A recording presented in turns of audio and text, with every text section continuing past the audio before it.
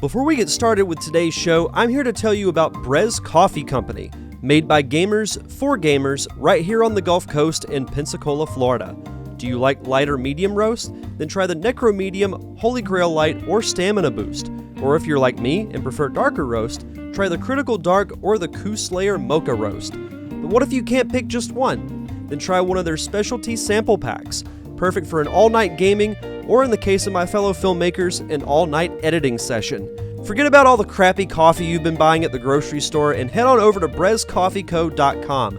Use the promo code DDE at checkout to get 10% off your order. Have you ever thought to yourself after listening to this podcast, why didn't Derek ask this question? Or why didn't he ask that question? I know I certainly have.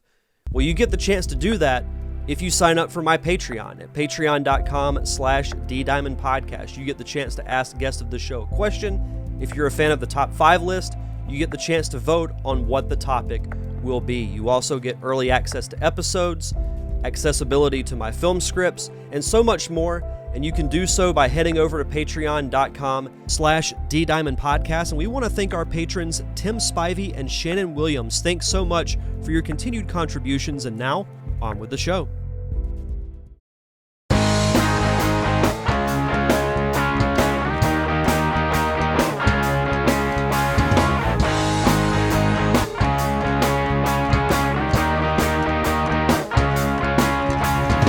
Welcome to the Derek Diamond Experience podcast, where every week I take a look inside the world of film and television with those who have lived it and experienced it. I am your host, Derek Diamond, and first of all, I want to apologize for the technical difficulties with today's live show. I had everything set up to start right at 6:30, and OBS, the software I use to stream the podcast so you can see the show logo and everything, and I'm in my nice little picture in the corner, had decided to crap out on me.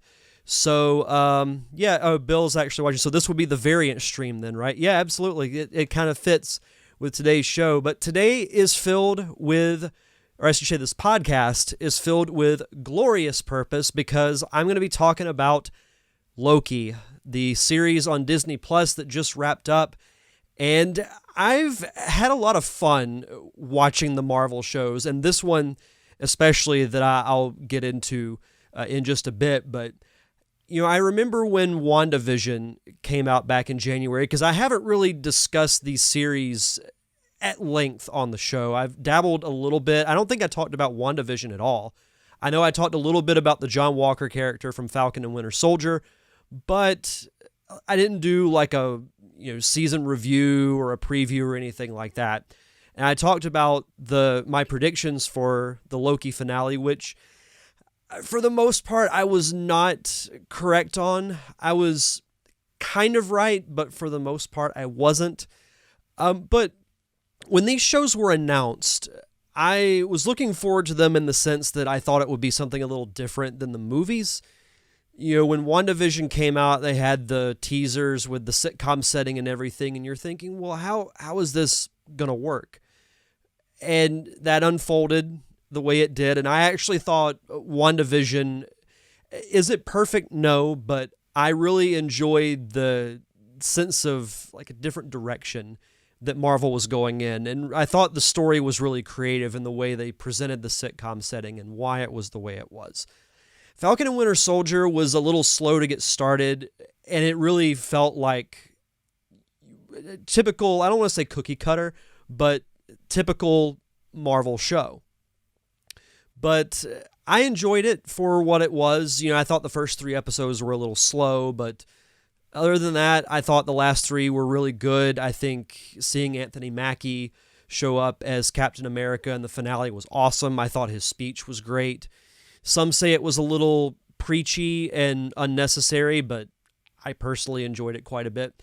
But when it comes to the shows, I think Loki is the one that I was looking forward to the most, because I like the Loki character, and I remember he being a huge part of the early stages of the MCU. Like, he was introduced in Thor, was the villain of the Avengers, and it was almost to the point where he was a little too exposed, or maybe used a little too much, if that makes any sense.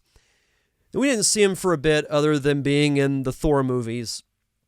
Then we go to Avengers Endgame when the Avengers go back in time to get the Infinity Stones, and Loki takes the Tesseract from 2012 and disappears. Well, right there's a story, and that's where Loki picks up. And seeing, the teases of, and I will say we are going to get into spoilers with Loki, so if you haven't watched it, I'd recommend going to watch it because it's a very good show. Then come back and listen to the recap.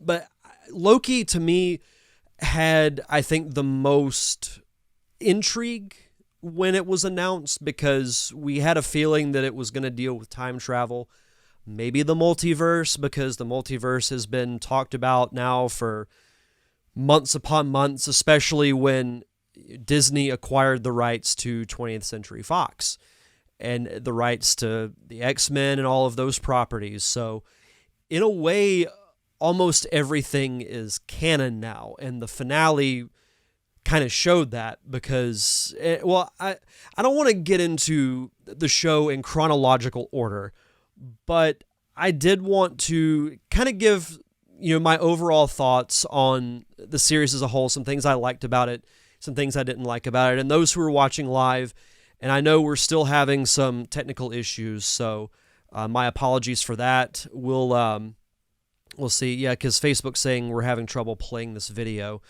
Let me refresh this real quick before we get started here. I don't know what's going on with OBS because it's worked perfectly fine. I've had maybe one or two issues with it. And today of all days, I restart OBS, I restart my whole computer, I restart my router, and it virtually does nothing. So I don't know, but we'll battle through it. But anyway, when Loki started, I knew that it was going to be intriguing when we saw the TVA, the Time Variance Authority, show up. And right off the bat, I was like, okay, so clearly this is dealing with time travel. And then as we learn, the TVA is there to prevent what's called a nexus event, which would branch off into a different timeline, creating multiple universes. And these so-called timekeepers were in charge of keeping what's called the sacred timeline. Things unfold from there. We find out that the timekeepers aren't real, and then there's someone else behind it. And we knew for a while, like ever since Ant-Man, that Kang the Conqueror was coming in, and it was presumed that he was going to be the next Thanos-level villain of, the MCU. But I didn't really want to get my hopes up too much because Mephisto was rumored for WandaVision. We thought that he might show up in the finale. That didn't happen. I think WandaVision tempered everyone's expectations with fan theories because we're thinking, Doctor Strange is going to show up, which apparently he was, according to rumor and innuendo, that he was going to show up in the finale, but they cut his cameo. So I didn't want to get my hopes up too much, but after seeing episode 5 and seeing the castle and everything, we thought, okay, well, clearly it has to be Kang or some variant of him. I was thinking maybe, because my prediction was that there was going to be another Loki who was supposedly ruling the timeline, but he would turn out to be a decoy or a red herring, and then Kang would show up either at the very end of the episode or in the mid-credit sequence, which would then set up Ant-Man Quantumania. But what I loved about this show was that I felt like you got to see great character development with Loki specifically, because even in the beginning, when he shows up at the TVA and he has his little prison uniform and everything on, he still has that mindset of, I want to rule everything. And even finding out that the Infinity Stones in the TVA are essentially useless, like they're used as paperweights. And that was a little bit on the nose to me personally, because to me it was Marvel saying essentially, we're moving on from the Infinity Stones, so everyone else should move on too. I kept thinking maybe they'll have some type of role, maybe in a very minor way once they're outside of the TVA. I mean Loki and Sylvie, who I'll get to in a second, but I definitely felt the waves of change the most, even from the first episode of Loki. And I think that, to me, is what makes it stand out, other than, the ending and really setting up the next phase of the MCU in a bigger way. I felt like WandaVision and Falcon and Winter Soldier were almost like epilogues to Endgame. And, you had these characters that had such traumatic events from Infinity War and Endgame, with Wanda obviously dealing with Vision's death the way she did, with Bucky and Sam having to move on from Steve Rogers being gone. It was really, to me, an epilogue in seeing how these characters dealt with the immediate effects of these very traumatic events. Bill says, sorry, but it's lagging you more than dial-up. What I might have to do is just post the recording of this, unfortunately. So I think I might end the live stream here. But that's very unfortunate. I don't know what's going on with OBS. It's currently reading at 568, now down to 551, 608 kilobytes per second. But, well, it is what it is. So I think I'm just going to end the live video here, unfortunately. But I'll be posting this. You'll obviously be hearing it when it comes out. So, but yeah, I think, where was I before I got sidetracked there? Whereas Loki, I felt like immediately was laying the groundwork for Phase 4, because we've got, Spider-Man coming out in December. We have Doctor Strange and the Multiverse of Madness coming out in March. So I think something I noticed from the very beginning was that Loki was laying that foundation, but I felt like more happened in the first episode of Loki than what happened in the first episode of the other shows, if that makes sense. Like, I was more intrigued as far as like anticipating what was going to happen. WandaVision was more of a curiosity. Falcon and Winter Soldier was, okay, clearly something else is going to happen. So what exactly is it? Let me move my window over here. I'm going to stop streaming. That's really unfortunate. For some reason, I don't know what's going on with OBS, but hopefully we'll get that fixed for the next live show. But what I enjoyed the most, I believe, about Loki was seeing his character development, as I was mentioning earlier. Those first couple of episodes, you could tell he was still in that mindset where he wanted to rule everything. He wanted to rule the TVA once he kind of got a feel for it and was seeing what was going on. He's like, oh, I'll rule all of time. But by the end of the show, he didn't want that. And especially him interacting with the other variants of the different Lokis, Sylvie being the biggest one. We had the mystery of who is this hooded figure, and Owen Wilson's character Mobius, who I loved, by the way. I was so happy for Owen Wilson in the sense that he got to actually act. Not saying he hasn't been entertaining in a lot of the comedies he's done, like Wedding Crashers, Night at the Museum, but we haven't really got to see him be in anything on that level than a Marvel show. So I thought he really did a fantastic job, and some of my favorite moments were just he and Loki sitting around talking. Like, I think if you had done a whole episode of Loki and Mobius talking about time, talking about the past, the future, I would have enjoyed that. And a lot of people didn't like that about the finale, with Loki and Sylvie talking with He Who Remains. But I love the conversation because it's laying the groundwork. Is it very dialogue heavy, which I find funny because in the first episode, Mobius is like, I know you love to talk, and he does the whole talkie type thing.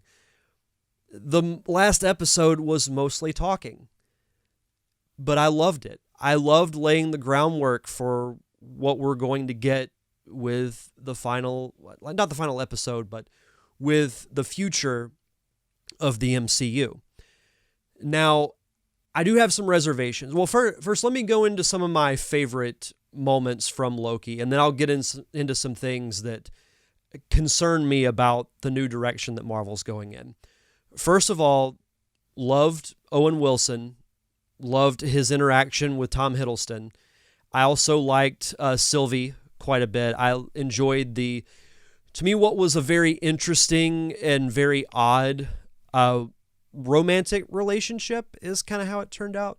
Sylvie, played by Sophia DiMartino, I thought she did a great job. Like, to me, all the acting was very good in this show, but when it comes to acting, I gotta give it to Richard E. Grant as classic Loki. So when Loki gets pruned and we think he's dead, we see this mid-credit sequence where he's in this area that looks kind of like a purgatory. And he wakes up and he sees 4 variants of himself. And I remember having to pause it the second time around and thinking, is that an alligator that this kid's holding? But they're wearing, the Loki helmet with the horns and everything. So clearly they're all variants of Loki. So my immediate thought was, okay, this is clearly some type of a purgatory that does it. Like, it's basically where all the variants go to be eaten by Goliath, this giant cloud creature that is being controlled and is like essentially the guard dog of the void. And all the variants are having to survive and everything. We meet President Loki as well. But hearing classic Loki's story and how he was basically in hiding for years, and as soon as he came out of it, he was arrested by the TVA. I thought he did an excellent job of playing classic Loki, and we see the old costume that, from the old comics. And I hope that when we get Multiverse of Madness, because Tom Hiddleston is rumored to be involved or reprising Loki in the show, I think one of the coolest things that they can do is go to Earth 616, aka the 60s Marvel Universe. And I hope we get maybe a de-aged Richard E. Grant as that universe's Loki. I think that would be so cool. And plus to see Chris Hemsworth, maybe Chris Evans in like the old 60s costumes would be awesome. And I think, hearing his backstory, hearing from Kid Loki, his Nexus event, aka the thing that caused him to be arrested, was killing Thor.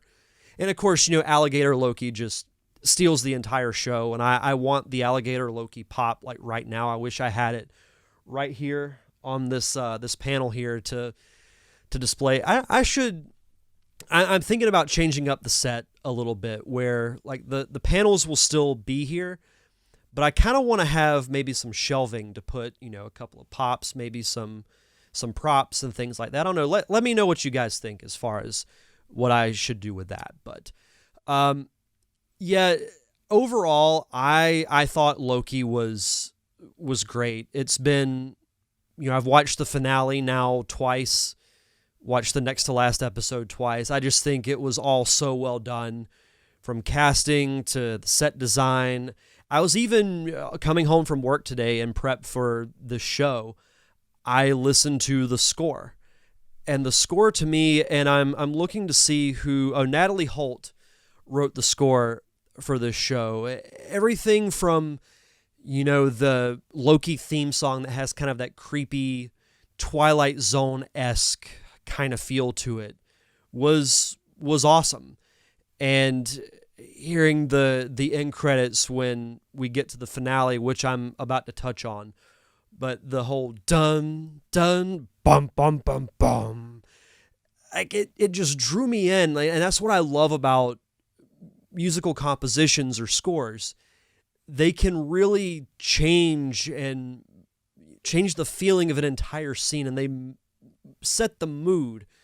Because yeah, you can have the perfect lighting and all that type of stuff, but if you throw some bad music into that scene, it can ruin it. But if you have the perfect score to it, then man, it can really add to it. And I thought the score was excellent. in Loki. Now, my concern as I start to wrap up here, because it's going to be a little bit of a shorter show this week, but I have some reservations about the direction of the MCU. Now, I think they can do some really cool things. Now, what happens in the end of Loki is that Loki and Sylvie meet with He Who Remains and learn that he is controlling this entire timeline and keeping the multiverse from breaching, because even as he mentions there are variants of himself that are much more evil and more dangerous, that he's essentially keeping at bay. Now, Sylvie, who has been on the run, she's a Loki variant. She's been on the run for most of her life. She looks at He Who Remains as the one responsible for her life essentially being ruined.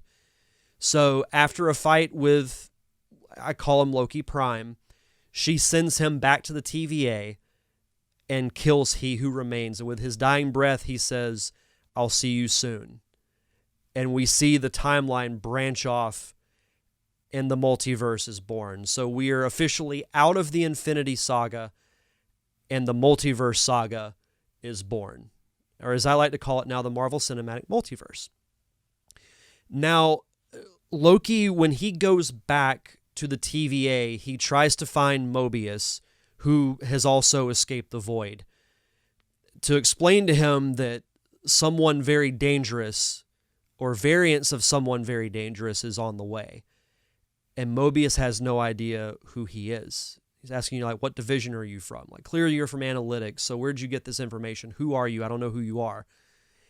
And Loki looks out into the TVA and he sees the statues of the Timekeepers have been replaced with Kang the Conqueror. And everything from Loki's tone as he's pleading with Mobius to the music and seeing that statue, we've seen the next big bad arrive, and I can't wait for it. Now, my reservation with the multiverse, I don't know if it can be sustained for 10 plus years like the Infinity Saga was.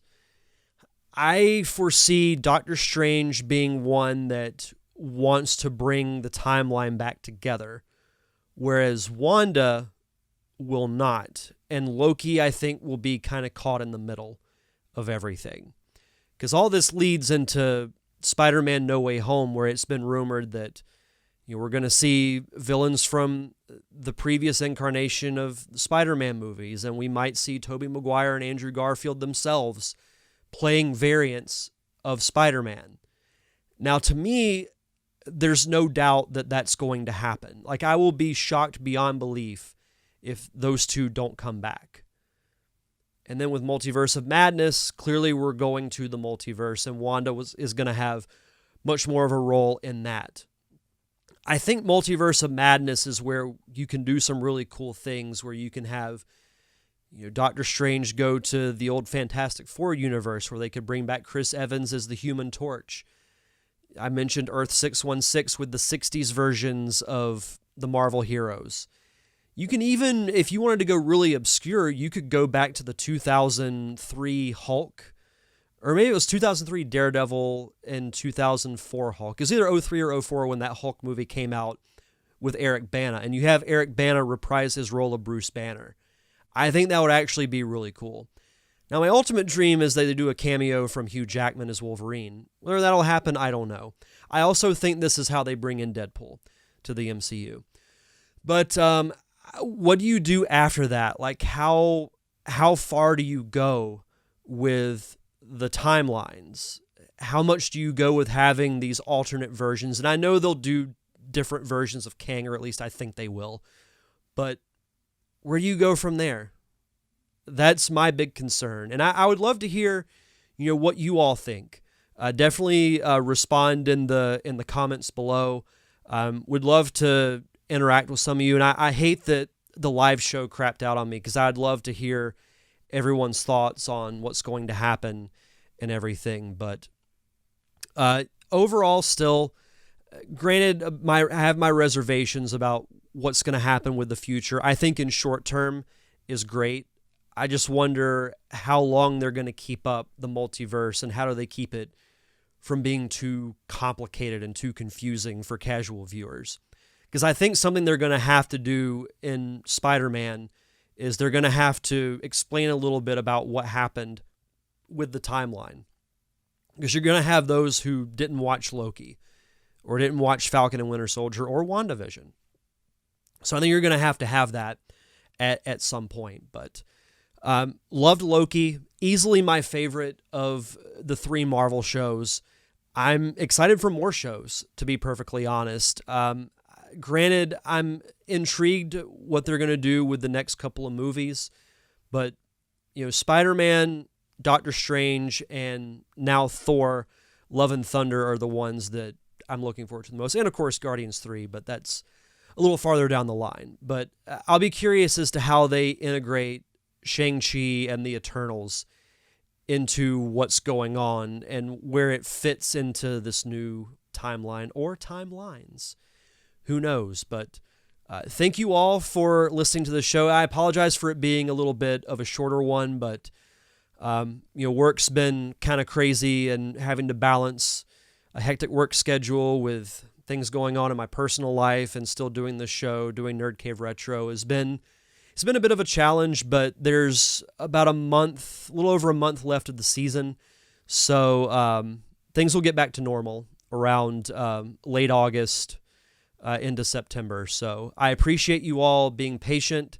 For those who tried to watch the show live, I do very much apologize. But this, of course, will be online for you all to listen because you're listening to it right now. But if you want to subscribe to the show, I'm on Apple Podcast, Stitcher, Spotify, anywhere you get your podcasts. I'm also on YouTube. Just search for the Derek Diamond Experience. If you want to follow me on social media, I'm on Facebook, Twitter, and Instagram at DDiamondPodcast.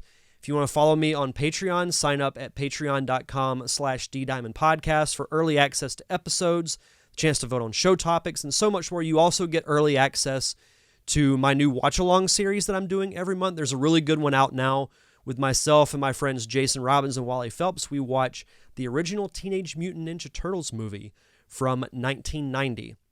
And of course, thank you to my close friends, the Unicorn Wranglers, for providing the theme music for the podcast. You can check out their new album, Call for a Good Time, anywhere you can stream your music, and be sure to follow them on social media. That's going to do it for this week's show, so enjoy the rest of your week. Have a safe and fun weekend. Thank you for tuning in to another awesome episode of the Derek Diamond Experience. I am your host, Derek Diamond, and we'll see you guys back here next Thursday.